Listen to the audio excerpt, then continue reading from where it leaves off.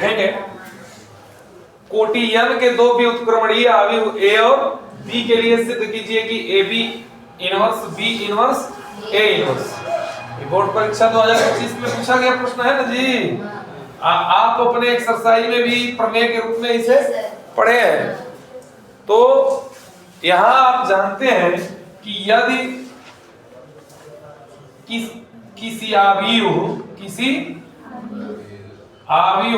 x का व्युत्क्रमणीय अवयव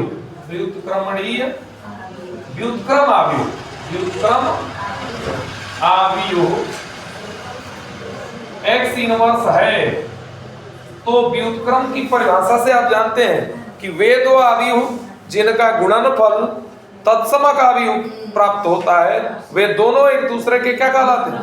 व्युत्क्रम कहलाते हैं।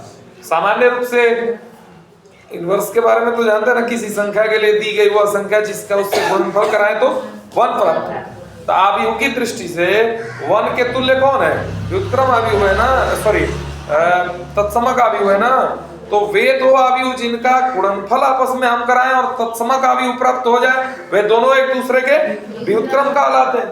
तो हम ये देखना चाहेंगे कि अगर x कोई व्युत्क्रम है तो x इनवर्स उसका व्युत्क्रम अवयव है, तो व्युत्क्रम अवयव उसकी परिभाषा से x इंटू x इनवर्स बराबर क्या होगा? आई हो। कोई दिक्कत? इसलिए यदि AB का व्युत्क्रम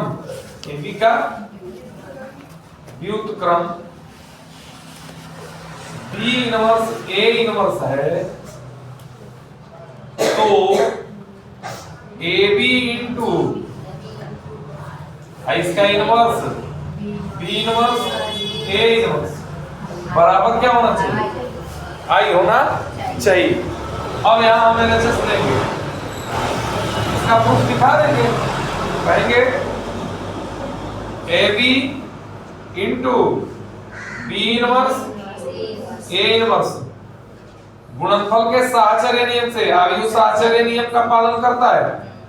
क्या होगा?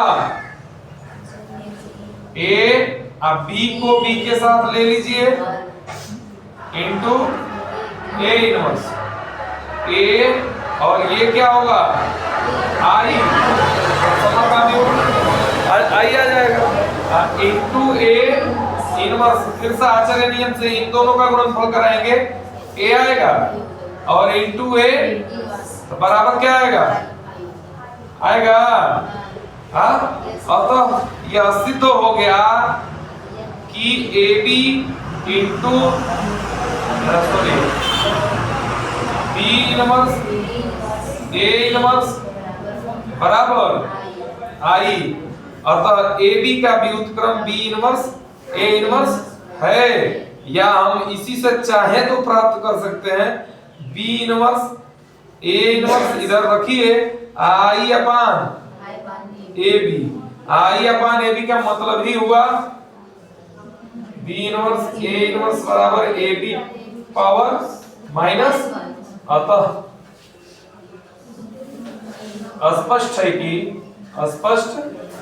है कि AB का व्युत्क्रम AB का